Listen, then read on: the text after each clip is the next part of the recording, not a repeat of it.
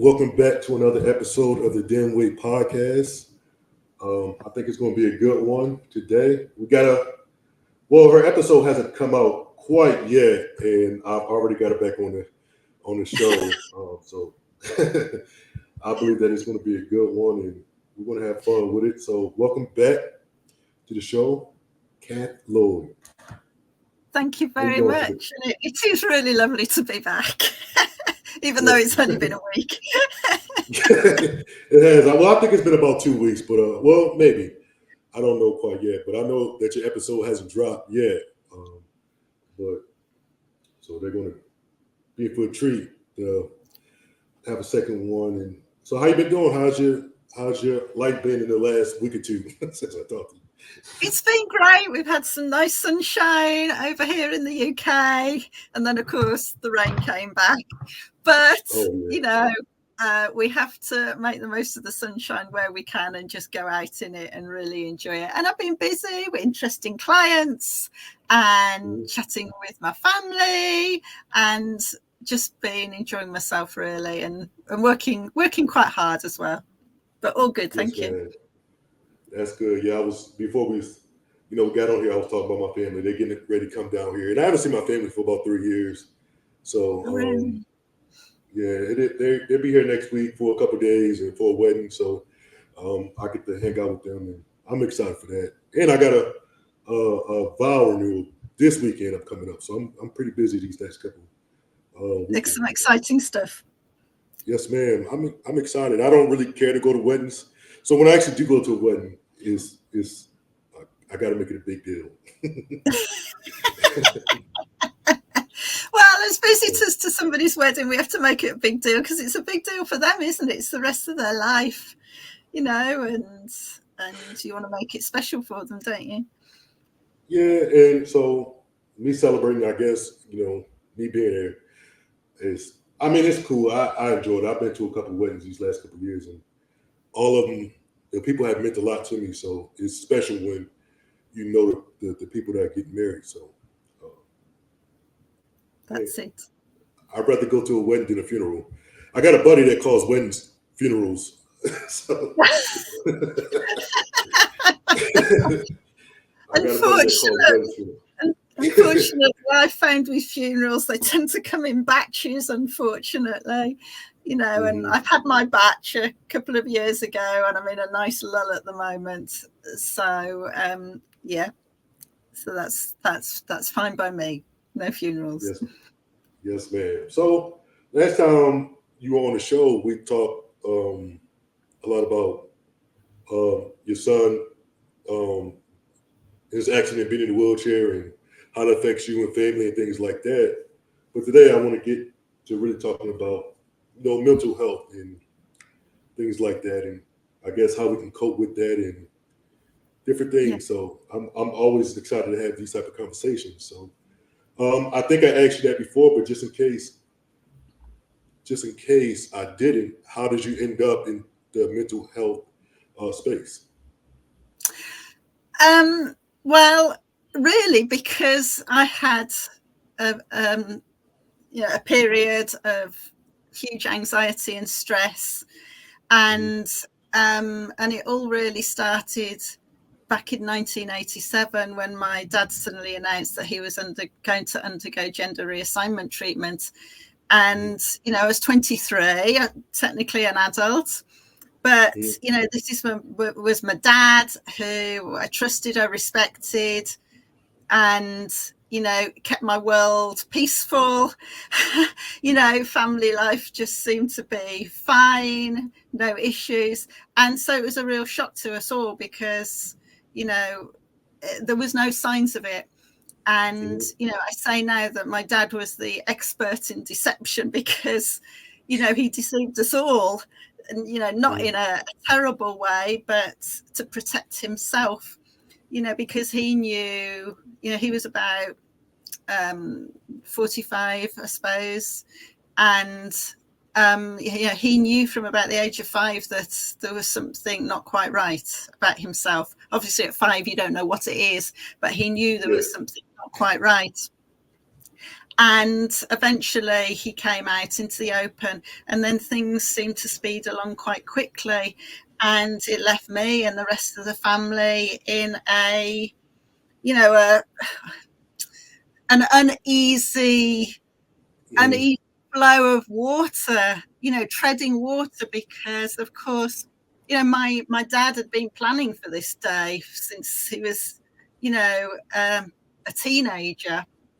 And suddenly we had to catch up, and it was really, really difficult. And, you know, it probably took me about 13 years to really start to learn about myself and understand myself. And that came about because I literally had kept going, being the good daughter, being supportive, you know, sweeping my stress into the back of the closet of my mind. It'll go away, it'll sort itself out, you know, all of these sorts of things. And then I just went down into a massive slump. And thankfully, one of my work colleagues, I was teaching at the time, rescued me on the car park at work and packed me up and sent me home and told me what to do. And then she followed up with me that night and the next day. And that's where my journey into, you know, helping other people, learning about self-management, self-care, the importance of keeping emotional balance, and how to start, you know, using good coping mechanisms really started. And it was when I'd really got to grips with my releasing the guilt and the shame over all of these negative thoughts and feelings that I'd been thinking, and I'd eventually dragged myself out of being in victim mode and finally finished my bereavement cycle for my dad, so that I could accept Joan for who she was. And it was like a whole weight had been lifted off my shoulders. And that's when I realized I needed to write my first book, when Dad became Joan, because I thought, I've wasted all of these years struggling with my emotional balance. How many other people are struggling with it? And I want to help them manage it better, so that they can reduce the amount of wastage of time down to a minimum. And then that was the start of a new journey for me. That's the start of, yeah, I like that. So you talked about guilt and shame. How important is that not to feel guilt and shame? I know. So for me, I kind of grew up in church. So you hear the, and I still, you know, I believe in God and everything. I don't really do a lot of church anymore. But I used to have a lot of guilt and shame because the church preaches perfection, and I knew I could never live up to perfection. So, you know, if I did something that made me feel guilty, or shame, I had a lot of panic attack. I felt like God hated me, and I was going to a place where He wasn't. So I know a lot about that guilt and shame. And so, how do people overcome guilt and shame? Okay. It's really important to, first of all, commit to yourself that you want to make a change. Okay. And that you want things to be different, and start working out how you want them different. Okay. So you've got something to aim for, you know. So I got to the stage where I was literally fed up with feeling the way I was feeling. I couldn't do it anymore. You know, I was, my head was stressed out. My body was stressed out. At the age of 40, I felt like an 80-year-old, you know, and I didn't want that life any longer. And it took me a long time to realize, and I work with coaches, you know, to help me do this. I went to counseling to help me sort it out. I went to see physiotherapists to sort out my aches and pains. And basically, I knew what the problem was. I knew the problem was that I hadn't come to terms with my dad's decision to undergo gender reassignment treatment.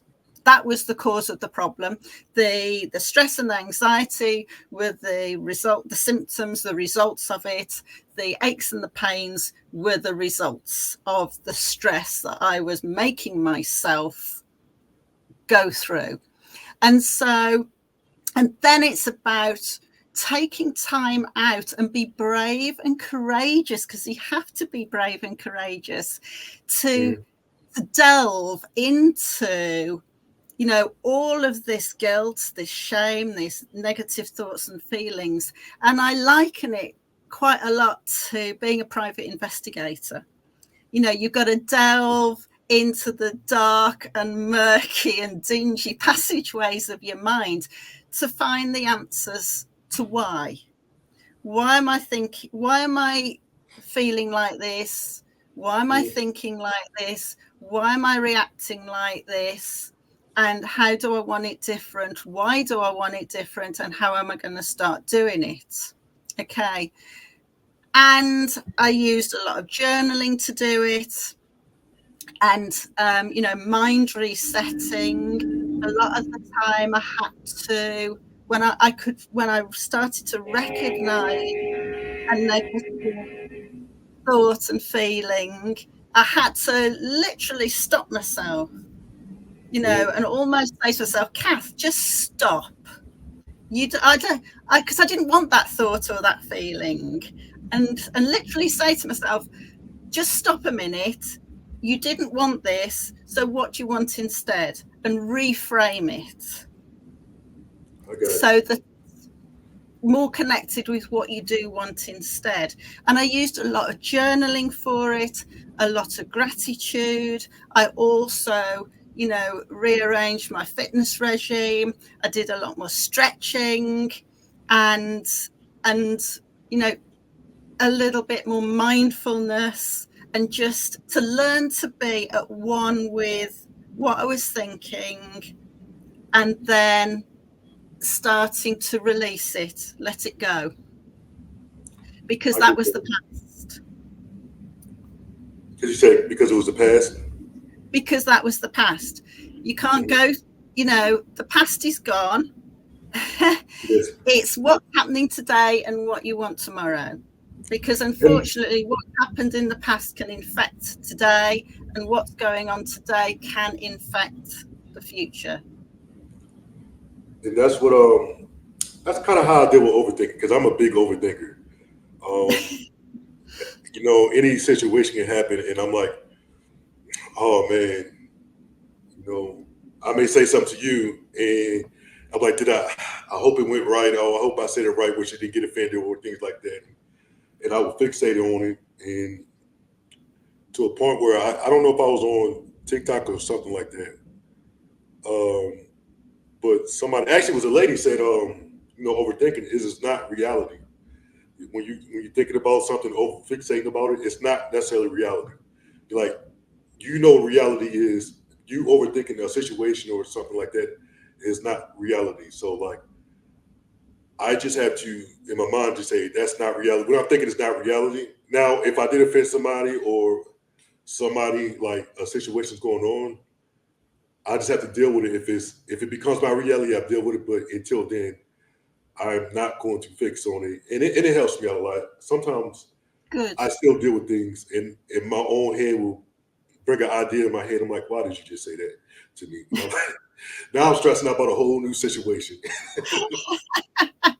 I mean, this is the thing. We get stressed over being stressed, don't we? Or over being anxious. And it's just like, it's almost like stepping back from yourself, isn't it? And looking at it from a different perspective. And, yes, people can get offended, but a lot of the time people go, okay, and then they move on. And it's what's going on in your head, isn't it? Yes. And it's about, take a deep breath, and, it's okay. It's going to be okay. And that's really, go ahead. I'm sorry. No, carry on. And that's what really kind of helped me out these days with having stress. Like, I have to just say, whatever situation going on, this is not reality. That is not. Now, it could end up true, because people say they trust your gut and things like that. And I feel like there's some truth to that. But sometimes that gut is you having a stomach ache about you being stressed about something. It's not necessarily. Sometimes you have to trust your gut, and then sometimes your gut is just, I don't know, you ate too much Overstretched. spicy food. But it's a balancing act, isn't it, between what your heart's telling you and what your head's telling you. And I talk a lot about self-honesty, and and it is putting your hand on your heart, and almost when we're thinking, we do this, don't we? But it's, if we can get in touch with what's going on in our heart, that is when you're going to be starting to be more self-honest with yourself. What am I thinking? Why am I thinking? Is this useful to me today? Yes or no? And your head will probably come up with a whole load of excuses, but then it'll be going, hang on a minute, stop. My brain working for a minute, and just relax into it, acknowledge what you're thinking and feeling, accept it, and let it go. Forgive and let it go. I try to do that. I try to. So, what is? This is not. I mean, well, I got a question. Like, I don't know when I get to reward, but like, how fulfilled are you? You're not a therapist, right? So, what exactly do you do in the mental space help? Like, you have clients, so are you like a therapist or something like that? So I'm a I'm a resilience coach, guiding people through change. Okay, now explain that to me a little bit more.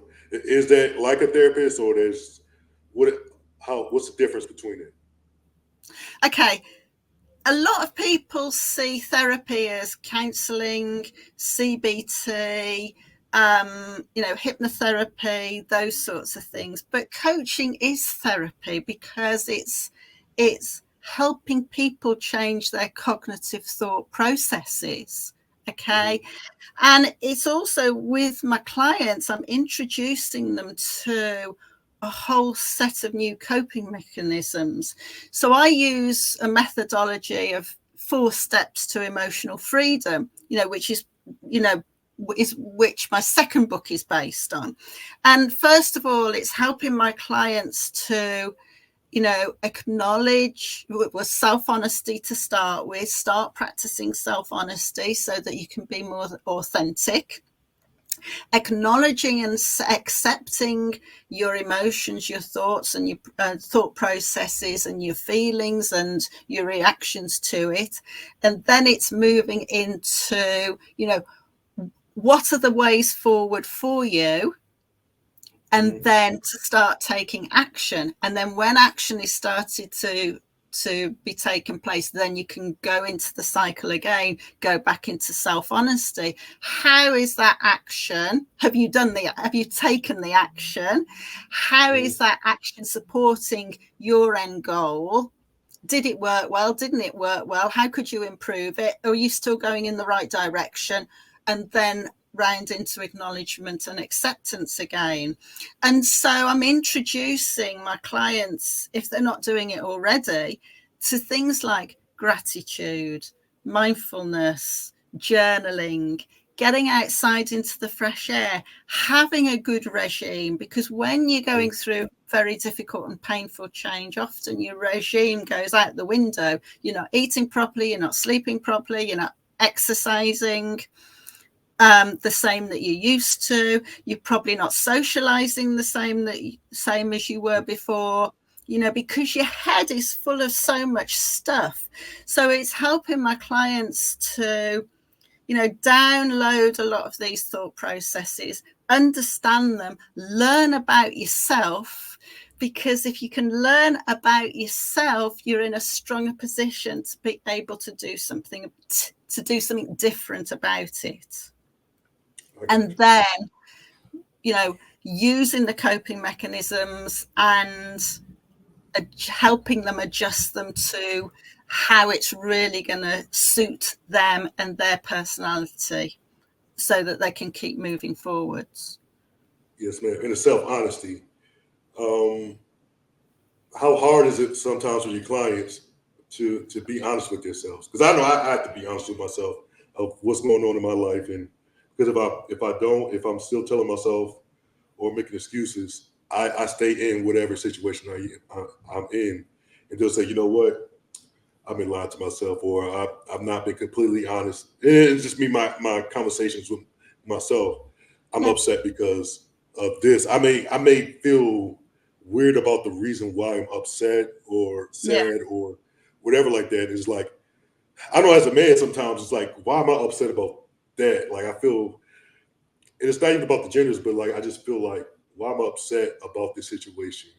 And sometimes it's not even a good reason why I'm upset. I'm just upset about it. It could be a petty situation, but I can't move on sometimes until I'm really honest with myself and say, you know what, even though that was petty, like I still have to say my feelings were still valid about the situation.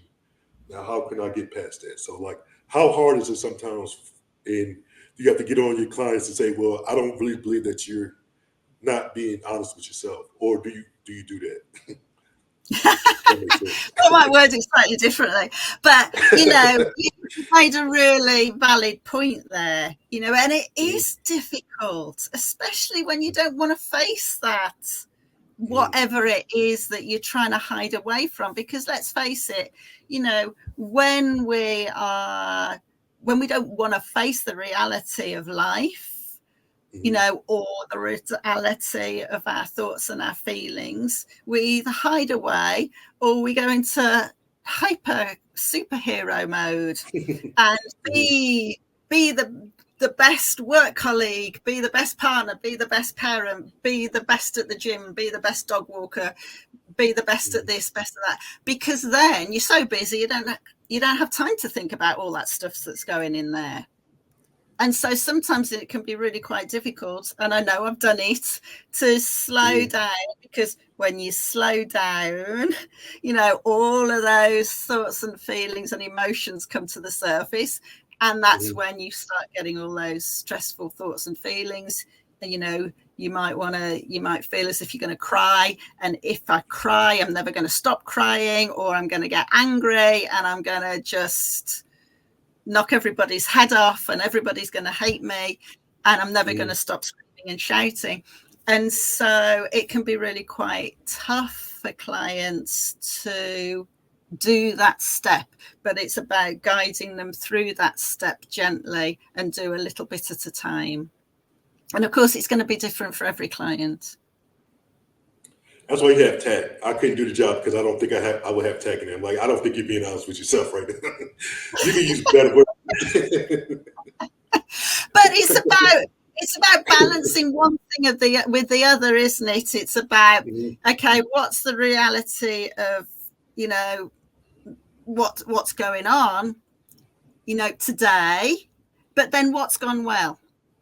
And this is where the gratitude comes in. And at first, people will talk about the big things. I'm thankful that I've got a job, for my family, that I've got a roof over our heads, all of these things. But then it's other things as well, like waking up and seeing the blue sky, or hear the birds singing, or actually somebody held a door open for me today, and even on the worst days when it's felt as if there's never ending emotional pain, there will be a snippet of something good in that day. Yeah, I believe that. I think I lived in Pennsylvania for a while, and when I lived in Pennsylvania, it was probably the most hardest 3 years of my life because I was pretty like a nonstop depressed. I was very depressed when I moved to Pennsylvania. It wasn't because of the people that was there. It was just because in my life, I think I was just in a season of change and embracing my my life, I guess, embracing being in a wheelchair, even though Yeah. I was in a wheelchair and I've been pretty much in a wheelchair my whole life, but I've never embraced it. So, but I can Mm-hmm. remember times sitting there either watching TV, and I, I will say that I love watching movies. I watched probably 1,000 movies in 3 months. I mean, in 3 years, and because Yeah. I feel like I'm a spiritual person, so I feel like watching some of those movies, I think that God was talking to me through those movies sometimes. The message, not the whole thing, but certain. It could Yes. be a certain phrase. It could be a phrase or something when somebody say it, and I would just get a hold of that, and I would just smile, and I would, I'm a spiritual person, so I pray a lot. So I thank God if I felt like it was something like profound to me, I would thank God and I would just smile like it's going to be okay. It's not always going to be like this. I'm not always going to feel like this. And for like just a little bit of time, I just felt a happiness that things would get better. And I've always thanked God for those times. And I'm in a better space now. So that's always a good thing. But It's an excellent thing. yeah. You've done well. And those happy times Mm-hmm. can be difficult for some people because Mm-hmm. they may feel as if they don't deserve to be happy, because of all the things that have happened, in their lives. Perhaps they've lost a lot of people that are close to them. Perhaps they might feel responsible in some way for it. And, I think we all know people who self-sabotage. Mm-hmm. Something good happens and then it's, everything's really lovely for a little bit, and then in a blink of an eye it can turn the other way. Oh Yep. well, you know this happened and that happened, and picking out every little negative thing that may have a slight interference with it, so that they then can qualify themselves for staying in that downward state, because they feel uncomfortable with being happy because they felt unhappy for so long. And yeah, I seen something on Facebook a couple years that said that people don't want to change because their identity is in their trauma. And if you get rid of Yeah. that trauma, you heal that trauma. What do you have left? People are forced to, once you deal with that trauma, you're kind of forced to have a different identity. I guess I don't know the correct term to say, but you have to figure out who you are, not in that trauma. And That's it. And it's really tough. And this is you know when we need therapy. mm-hmm, And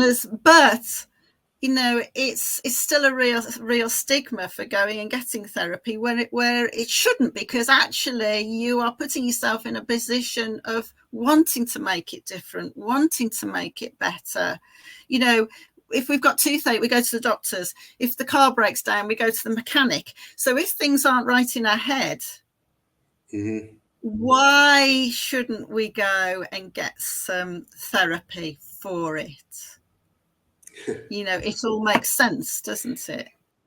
Yeah, you're right. You're definitely right about that. I think with therapy, just these last couple of years, I don't know how it is in the UK, but here in the United States, like I think it's just became normalized in the last maybe 10 years, where people come out and talk about their mental health issues. I know, especially like in the black culture and things like that. It was we did. I wouldn't say we. I've always therapy. It doesn't matter to me, but like overall in general, it wasn't a very big thing for us to go to Mm-hmm. therapy. So Mm-hmm. I don't know how it is, over in the UK, but over here it wasn't a cool thing to do. And even now, sometimes you look at people like, are you? It's like people just look at people. Are you just doing this for attention and not like? I don't do that. I try to be respectful to everybody's situation, but I think there's still maybe still a kind of a stigma there. I think you're absolutely right, and you know, in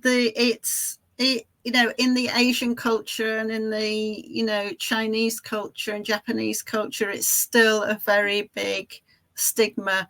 And I was watching something recently, and it was like, no, we don't have mental health. There isn't mental health problems over here, Mm-hmm. because it's just a taboo, and it Mm-hmm. shouldn't be seen and talked about. And it's the same with disabilities as well. In some cultures, people get hidden, members of the family get hidden away if they've got a disability. And that is a lot about the culture, and it's all it takes is one or two people within that community to start breaking those barriers down, to Mm-hmm. allow the communication to start taking place. But it can be very, very difficult, can't it? And yes, I've heard people say, oh, they're just doing it for attention, but you don't know what's going on in somebody else's head, do you? You don't know Mm-hmm. what's gone in their past, what traumas have happened, the complexities of it, and how it's affected their personality, and what else has sort of piled on top of that and made the baggage even Yeah. heavier to carry. Um, and so And this is I where it's do. so important to treat each person as an individual, isn't it? Yes, ma'am. And I do sometimes think that the ones that fight it the hardest are the ones that probably need it the most. Like, they're probably going through some things and they're fighting with themselves because of change. And I guess that was the next question I'm gonna go through. So, I mean, people don't like to change, and it No, goes with, and that kind of goes with like healing yourself from trauma. Like, I have to deal with this, and I have to change how I am because I could use this as an excuse for the rest of my life. I don't trust, if I've been in a relationship and every lady cheated on me, I don't trust females now. So instead of me doing the work, and I'm not saying that happened to me in real life, but I don't trust females now, and I have to do the, so I have to do the work. Either because at the end of the day, I feel like if that's happened to me all the time, I'm just picking the wrong person. It's not about it's not about the per like, and that's how I feel like they deal and they make the same. Especially when you see people get in relationships, and I'm just using that example. But they always get with this same person, and then they complain about that person. It's like, well, I see your patterns. You need to try to do something different. So, like, let's work on this so you can stop complaining. And I don't want to see your Facebook status complain about how bad this man or woman is. So, I just feel like people hate change. And like, am I right about that? Where people just really don't like change? yes, that you're really correct there, because they you can get comfortable Mm-hmm. with your lot, so to Mm-hmm. speak. What you've got.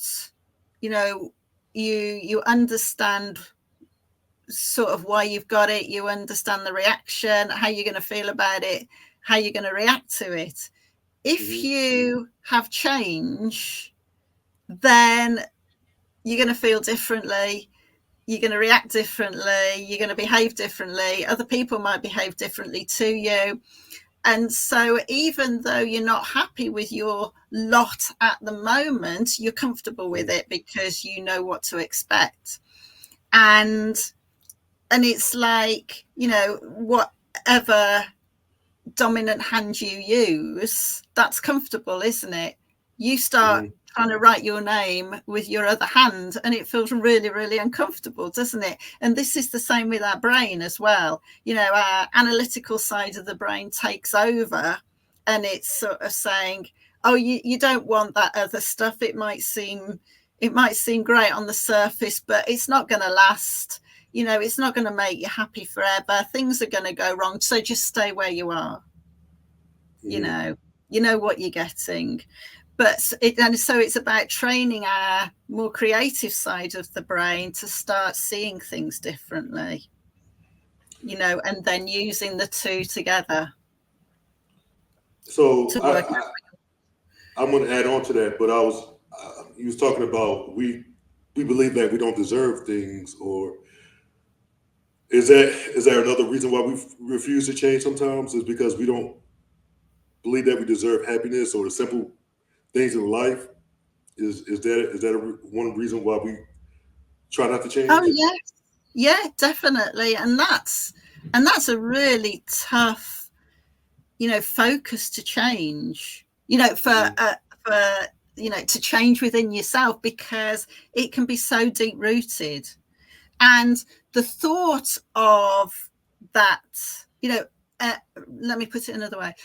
Something can easily trigger that guilty feeling, that feeling of shame, that feeling of you don't deserve it. And every time, that trigger happens, it's reinforcing the brain in thinking, this is exactly why you don't deserve it. This is exactly why you shouldn't change. This is exactly why you should stay the way you are, because that when you were 6, somebody told you that you weren't worth it. You didn't deserve it. Nobody will love you. Nobody will like you.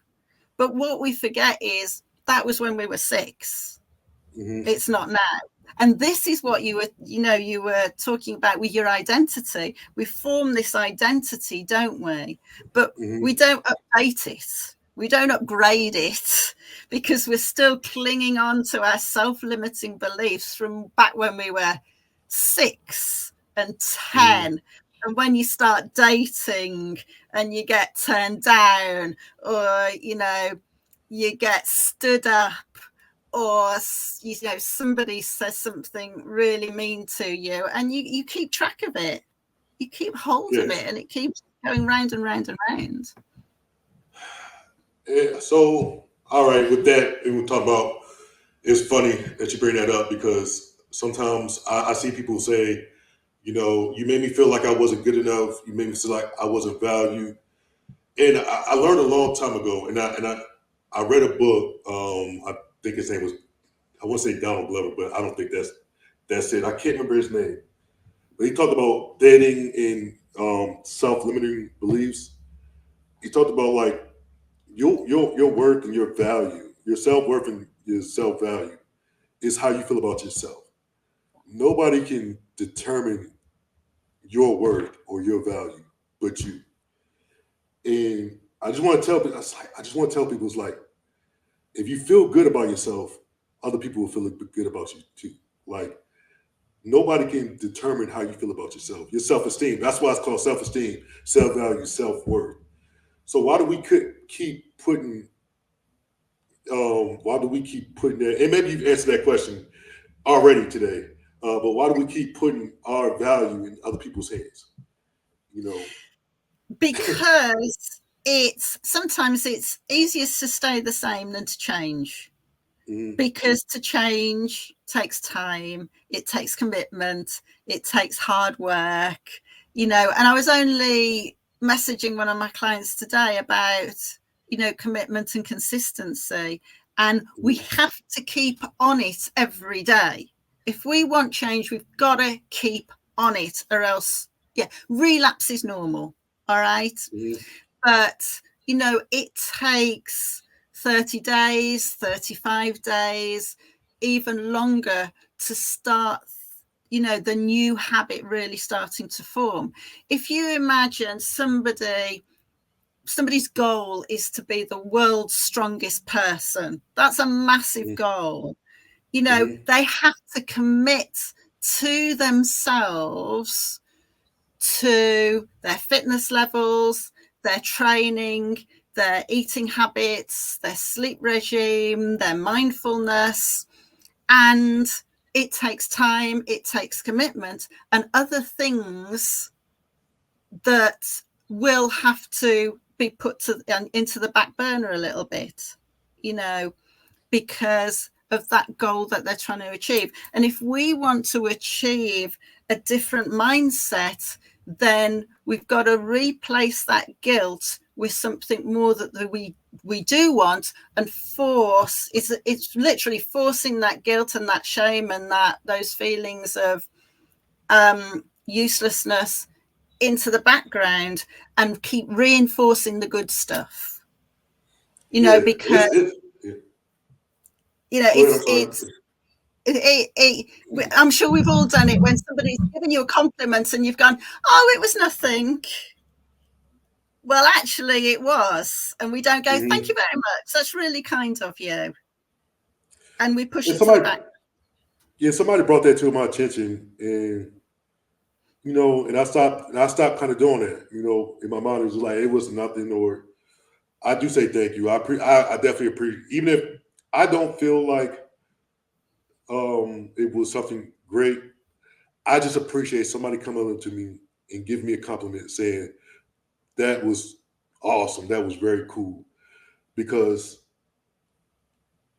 I just think it's a cool thing for people to compliment you. Like people, you should, because even when somebody does something, like I got a friend, um, and it's just funny how like somebody saying that they're proud of you for something, even just a little situation. Like I got a buddy, any little goal that you do accomplish, that's cool, man. I'm proud of you. You don't realize how much that means to a person to hear somebody say, I'm proud of you.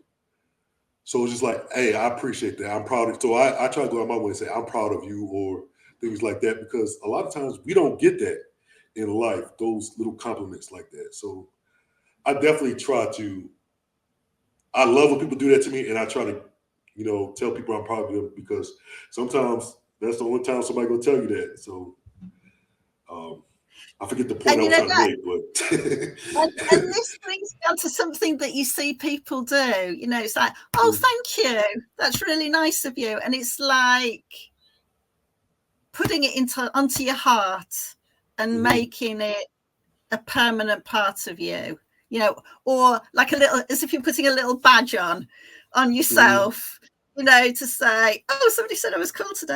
And it's not about, announcing it to the world and being big-headed, but it's an ego boost, isn't it? yeah, It's what's called a positive stroke. And, yeah. we don't do it enough. We aren't modest enough to go, yeah, thank you very much. That's really lovely of you, and hold it to your heart and keep it with you. Yeah. Because it's when times are tough that you need to go to those badges, those kind words, and say, well, actually, yeah, today's or this week's been a really tough day because of X, Y, and Z. But saying to yourself, do you remember when so and so said I was really cool, and that was cool, Yeah. or that was loving, or that was really kind, or that was really brave, to counterbalance the negative and the positive. And I usually do that. I try to have a little bang in my head when I'm discouraged and I feel a certain way, um, and I'm thinking about like just I'm just being discouraged, and I have to go to my head sometimes and think about those times when people have given me a compliment, that I hold at a high level. And it goes back. I was watching a movie. I can't remember what it's called, but it's with I can't remember her name, but she gets in the she goes in a coma for like 20 years, and she goes back to high school, and her dad is saying that he loves her, he's proud of her and stuff like that, and she said that it doesn't count. It doesn't count, and he says it absolutely does count. Like why do we look for validation outside of people that don't care about us, and the people that do care about us, we don't give them that we. It doesn't hold any weight for us. Like why do the people that know us, they hold value to us. We should actually listen to them more than people that we don't know. Like it's like a compliment if a stranger gives me the same compliment that my best friend gives me, and I'm gonna hold that compliment to that stranger to me more than my best friend that knows me. Like, is there some truth to that? Like, am I is there any truth to that? Like, I feel Well, like we yes, give it is value to. because, well, I mean, what your friends say to you is important as well. But the fact is that from a stranger, they have pinpointed something good within you, Mhm. and it's meant enough to them to say it to you. Because, with our friends and our family and people know as well, we do take each other for granted, don't we? We don't Mhm. mean to, but it's when somebody else we don't know pinpoints it and actually takes the trouble to say it that's so nice and so And important. I get that part. And I try to have a balance with that because you're right. It does feel good when a stranger tells you something and they don't really know you. They don't have any obligation to come up to you and give you a compliment or anything like that. They do, so it does mean something. But I And don't it's want the to get to the same, point. and it's the same, when we're out and about, and this is something I've had to do. I will recognize something in my head, but I won't necessarily pass that information along. And this is something that I've had to practice and do more Mhm. regularly. So when I'm talking to somebody I've never met before and they've got some nice jewelry on, I have to really make a point of saying, "Oh, I love that necklace, it's lovely," or the print on your dress or whatever it is, Mhm. because that is something I want to do more of, to show appreciation for other people Yes, man. and help them feel good, pass the kindness along. Yes, man. And we should always be kind to people. So I got another question. I'm going to ready to wrap up because I know you got things to do. So what's the difference? And I mean, what's the difference in your definition? We talked about being kind versus being nice. You know, if I heard people say nice is kind of like a fake, kind of phony kind of thing, but being kind is, I don't know. Is there a difference between that? Well, I think being that term nice went out of favor for being awesome and being I don't know what the other term is, but to me, niceness and kindness, I think they come together beautifully because, if we are nice or we're kind, but we don't say it in the right way or use our body language in the right way, it's not going to come over as authentic. And so I think niceness and kindness complement each other really well, but we've got to be totally authentic with it. We've got to Mhm. use the right tone of voice, the right body language, the right verbal language to go with it. I mean, I think we've all done it, haven't we, with our pet cat or our pet dog, to see what the reaction is. And you've said something horrible in a nice tone, and they've looked at you going, "Oh, I'm so excited. Oh, that's so nice of you." And then you've said Mhm. something really nice in a horrible tone, and they've sort of gone away. And this is the same thing as us as well, because our communication is around everything, isn't it? And so for me, niceness and kindness is really important to everybody. Like, when you see somebody in the street, "Hi, morning, nice day," they might not respond, Mhm. but you've given them the opportunity to respond. And it's not being kind, it's just being nice, a nice Yeah, person. I got you. Does that answer it? Yeah, well, yeah. I mean, it puts in perspective, and I never heard it like that. But I mean, it resonates when you talk about your cat, your dog. You say something mean in a nice way, they still look at you and wagging their tail and things like that. But and then when you say something mean, nice, you know. But I don't know. I'm confusing myself with the And words. I mean, you see this authenticity in the films that you watch, don't you? I'm going to go back to films because you put it up a few times, and it's the characters that are really believable are the authentic ones, aren't they? That they've married up the language and the communication to give out, and really believes that character to give it the meaning it needs to really influence you as a viewer. Yes. And this is the same with us as well in everyday life. Yeah, I understand that. Well, I'm very happy. I thought you had I want to talk to you about your books before we get off here. So tell me about your book. You have 2 books, right? I have 2 books. So my first book is When Dad Became Joan. So this is the first part. It's in 2 parts, very clear parts. The first part is the story of how I did or didn't manage it very well, and then the second part is the self-help bit, 7 steps to living your new normal. So it's about looking at your values, about laws of attraction, about self-belief, about self-honesty, all of those different things to help you manage change that you're going through. So, the 7 steps to living your normal could be connected with anybody going through any sort of experience. And then my second book, 4 Steps to Emotional Freedom. This was really born out of after my son broke his neck. And it's much more interactive in the sense of the story, and the methods of the 4 Steps to Emotional Freedom really combine. And they're both really useful books to have if you want something different in your life, if you want some form of change, you don't know how to do it, you don't know how to deal with it.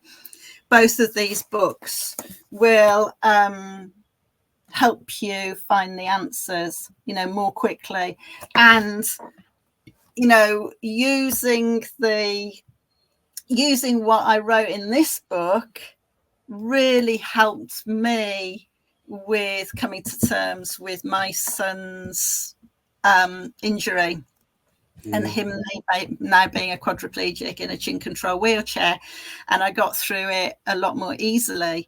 And so, yes, you can find these on Amazon and they're on Kindle as well. But also you can find them on my website, cathlloyd.co.uk, with lots of other resources as well, blogs. I'll definitely and have those links in it. Yes, ma'am. I'll definitely have those links on.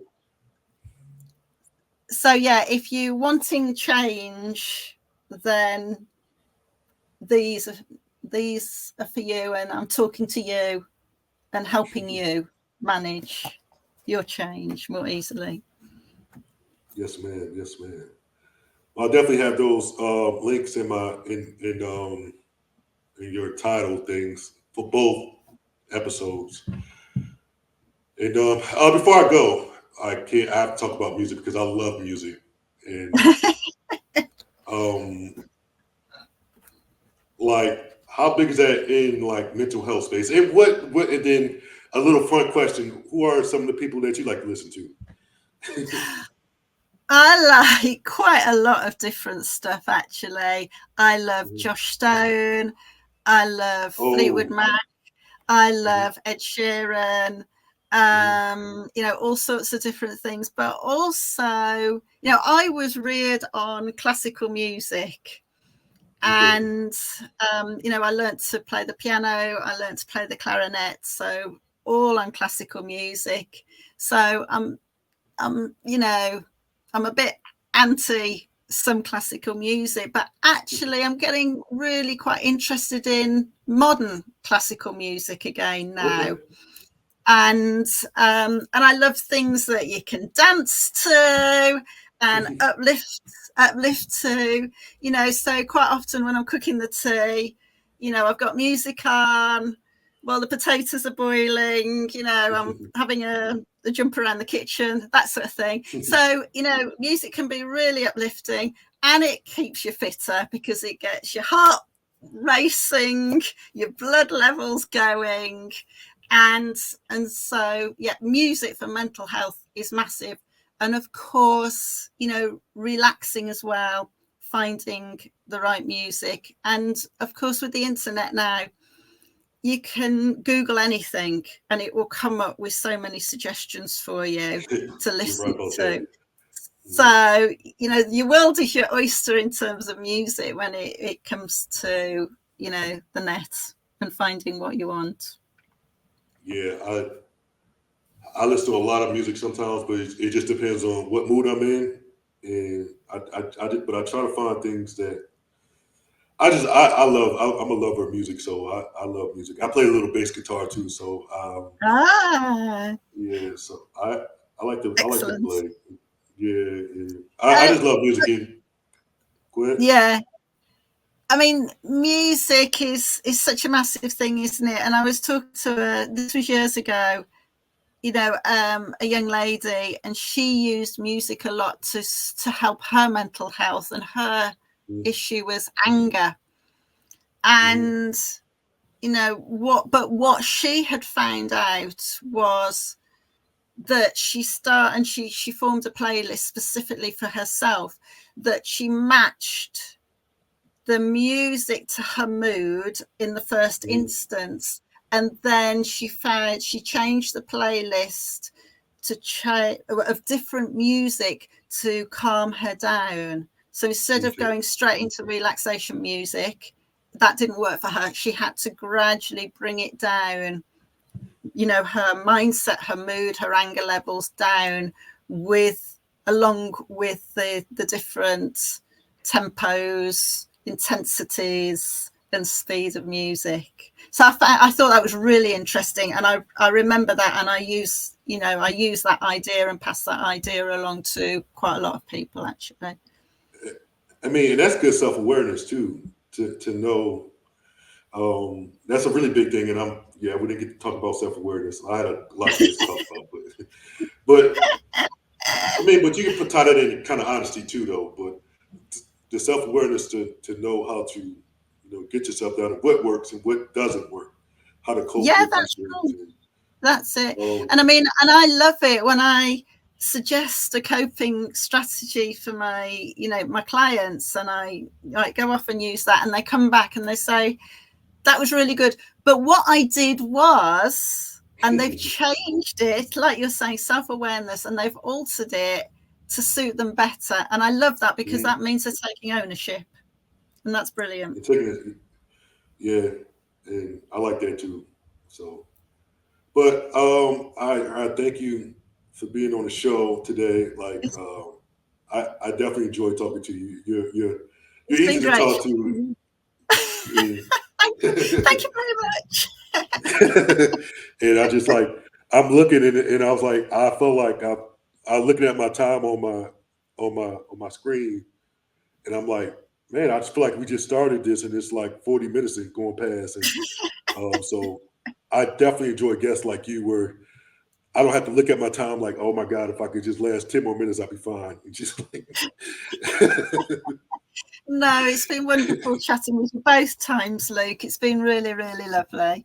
And yes, I've man. enjoyed it as well. It's been great. Thank you. And thanks for inviting me back.